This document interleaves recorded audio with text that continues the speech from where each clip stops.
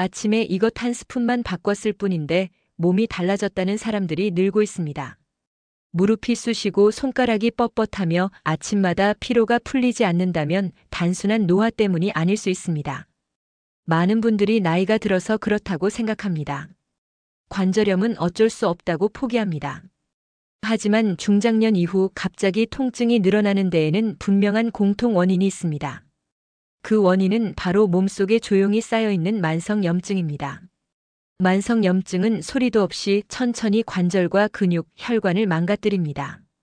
그래서 약을 먹어도 잠깐 괜찮아질 뿐 통증은 다시 반복됩니다.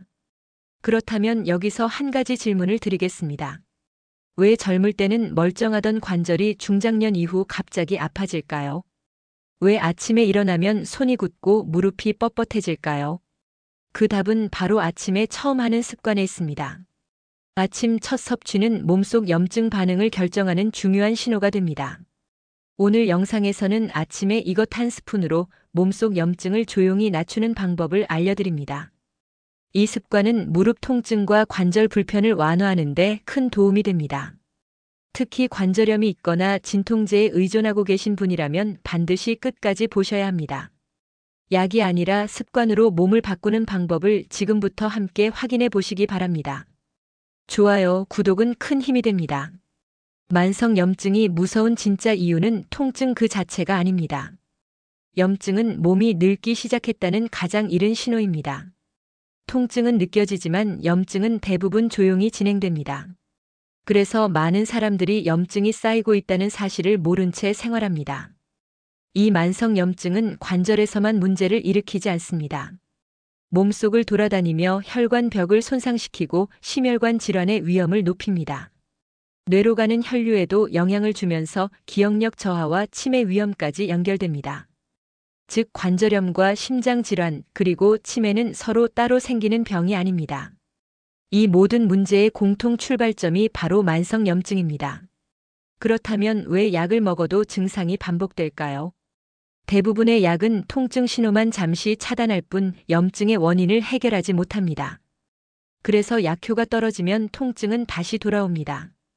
이 과정이 반복되면서 약의 의존도만 점점 높아집니다.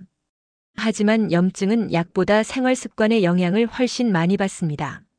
특히 아침에 무엇을 어떻게 섭취하느냐가 하루 염증 수치를 결정합니다. 지금부터 염증의 뿌리를 낮추는 아침 습관에 대해 자세히 알려드리겠습니다.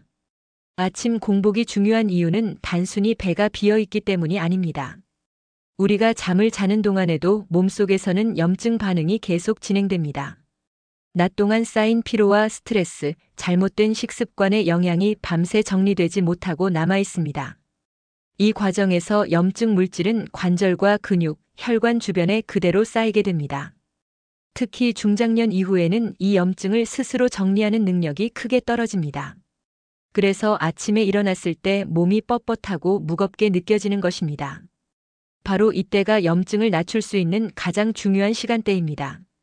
아침 공복 상태의 몸은 외부 자극에 가장 민감하게 반응합니다. 이때 들어오는 첫 섭취가 하루 염증 반응의 방향을 결정합니다. 공복 상태에서는 소화 과정의 방해가 적어 흡수율이 훨씬 높아집니다. 같은 성분이라도 아침에 섭취했을 때 몸이 받아들이는 효과는 전혀 다릅니다. 그렇다면 왜 밤이 아니라 아침일까요? 밤에는 이미 여러 음식이 소화 중이거나 몸이 회복 모드로 들어간 상태입니다. 이 시간대에 무언가를 섭취하면 흡수가 느려지고 효과도 떨어질 수 있습니다. 반대로 아침은 몸이 새로 시작하는 시간입니다. 아침 첫 습관은 몸에게 오늘 하루를 어떻게 보내야 할지 신호를 줍니다. 그래서 염증을 낮추는 습관은 밤이 아니라 아침에 시작해야 합니다. 이제 다음 단계로 아침에 먹어야 할 이것 한 스푼의 정체를 알려드리겠습니다. 이제 많은 분들이 가장 궁금해하시는 이것 한 스푼의 정체를 공개하겠습니다. 아침 공복에 도움이 되는 이것은 엑스트라 버진 올리브 오일입니다. 올리브 오일은 단순히 지방을 보충하는 기름이 아닙니다. 이 안에는 강력한 항염 작용을 하는 폴리페놀 성분이 풍부하게 들어 있습니다. 이 성분은 몸속에서 염증을 유발하는 신호 자체를 낮추는 역할을 합니다. 그래서 관절이 붓고 아픈 반응을 근본적으로 완화하는 데 도움을 줍니다. 올리브 오일의 항염 작용은 관절에만 국한되지 않습니다. 혈관 안쪽에 쌓인 염증을 줄여 혈의 흐름을 부드럽게 만듭니다. 이 과정은 심혈관 질환 위험을 낮추는데도 중요한 역할을 합니다. 또 하나 중요한 작용 부위는 바로 장입니다. 올리브 오일은 장 점막을 보호해 염증성 환경을 완화하는 데 도움을 줍니다. 장이 편안해지면 몸 전체 염증 수치도 함께 낮아지기 쉬워집니다. 이 때문에 관절과 혈관, 장 건강이 동시에 영향을 받는 것입니다. 특히 노년층에게 올리브 오일이 유리한 이유가 있습니다. 나이가 들수록 몸속 염증을 조절하는 능력은 자연스럽게 떨어집니다. 하지만 올리브 오일은 자극이 적고 위에 부담을 주지 않습니다. 그래서 매일 한 스푼으로도 꾸준히 실천할 수 있습니다. 약처럼 즉각적인 진통 효과는 없지만 장기적인 염증 관리에는 큰 도움이 됩니다. 이제 다음으로 이 한 스푼이 무릎 통증을 어떻게 줄이는지 자세히 알려드리겠습니다. 무릎 통증이 줄어드는 이유는 단순히 기름을 먹었기 때문이 아닙니다. 핵심은 관절 안에서 일어나는 변화의 흐름에 있습니다. 무릎 통증의 시작은 대부분 연골 마찰에서 비롯됩니다. 연골이 닳거나 염증으로 거칠어지면 움직일 때마다 마찰이 커집니다. 이 마찰이 반복되면 통증 신호는 점점 강해집니다. 올리브 오일의 항염 성분은 먼저 관절 주변 염증 반응을 낮춥니다. 염증이 가라앉으면 연골 주변 조직의 부종이 줄어듭니다. 부종이 줄어들면 관절 안 공간이 조금 더 여유로워집니다. 이 변화로 연골끼리 부딪히는 마찰이 자연스럽게 감소합니다. 마찰이 줄어들면 통증을 유발하는 자극도 함께 줄어듭니다. 다음 단계는 염증 신호 차단 과정입니다. 만성 염증은 통증을 계속 명령하는 신호를 뇌로 보냅니다. 올리브 오일의 폴리페놀 성분은 이 염증 신호 전달을 약하게 만듭니다. 그래서 통증이 계속 증폭되는 악순환이 끊어지기 시작합니다. 이 과정은 진통제처럼 즉각적으로 느껴지지는 않습니다. 하지만 며칠이 지나면서 관절의 뻣뻣함이 먼저 줄어듭니다. 그 다음 계단을 내려갈 때 느끼던 통증이 서서히 완화됩니다. 마지막으로 움직일 때 불안하던 무릎의 부담감이 줄어듭니다. 이것이 실제로 통증이 줄어드는 자연스러운 흐름입니다. 즉, 무릎 통증은 참는 것이 아니라 환경을 바꾸면 줄어들 수 있습니다. 관절염이 있는 분들이 가장 먼저 느끼는 변화는 통증보다 움직임입니다. 아침에 일어났을 때 손과 무릎이 덜 굳어 있다는 느낌이 먼저 옵니다. 이전에는 잠에서 깨자마자 관절이 뻣뻣해 바로 움직이기 어려웠을 것입니다. 하지만 며칠이 지나면 관절이 풀리는 시간이 점점 짧아집니다. 이것이 염증 반응이 낮아지고 있다는 첫 신호입니다. 3일 정도가 지나면 아침 뻣뻣함이 예전보다 덜하다고 느끼는 분들이 많습니다. 완전히 사라지지는 않지만 움직일 때 부담이 줄어듭니다. 7일 정도가 지나면 일상 동작에서 변화가 더 뚜렷해집니다. 의자에서 일어날 때나 걷기 시작할 때 통증이 덜 느껴집니다. 특히 계단을 내려갈 때 무릎에 오는 충격이 완화됩니다. 예전에는 계단을 내려갈 때마다 무릎이 찌릿하게 아팠다면 그 강도가 약해집니다. 이 시점에서 많은 분들이 무릎이 조금 가벼워졌다고 표현합니다. 2주가 지나면 통증의 빈도 자체가 줄어들기 시작합니다. 항상 아프던 관절이 아니라 가끔 불편한 관절로 바뀌는 단계입니다. 통증이 생겨도 오래 지속되지 않고 회복 속도가 빨라집니다. 이 변화는 진통제로 억지로 눌러서 생기는 효과가 아닙니다. 몸속 염증 환경이 바뀌면서 나타나는 자연스러운 반응입니다. 그래서 꾸준히 이어갈수록 체감 효과는 더 커집니다. 이제 다음으로 어떤 분들이 특히 이 변화를 빠르게 느끼는지 알려드리겠습니다. 이 아침 습관은 모든 사람에게 필요한 것은 아닐 수 있습니다. 하지만 아래에 해당된다면 꼭 한번 실천해 보셔야 합니다. 무릎이나 어깨 통증이 반복적으로 나타나는 분들입니다. 가만히 있을 때보다 움직일 때 통증이 심해지는 분들입니다. 계단을 오르거나 팔을 들 때 관절에서 부담이 느껴진다면 해당됩니다. 또 손가락 관절이 자주 굳는 분들도 꼭 주목하셔야 합니다. 아침에 손이 잘 안 펴지거나 주먹을 쥐기 어려운 분들입니다. 이런 증상은 관절 안염증이 이미 쌓였다는 신호일 수 있습니다. 밤에 관절이 쑤셔서 잠에서 자주 깨는 분들도 포함됩니다. 자려고 누우면 통증이 더 또렷해지는 경우가 많습니다. 이것은 낮 동안 쌓인 염증 반응이 밤에 더 크게 느껴지기 때문입니다.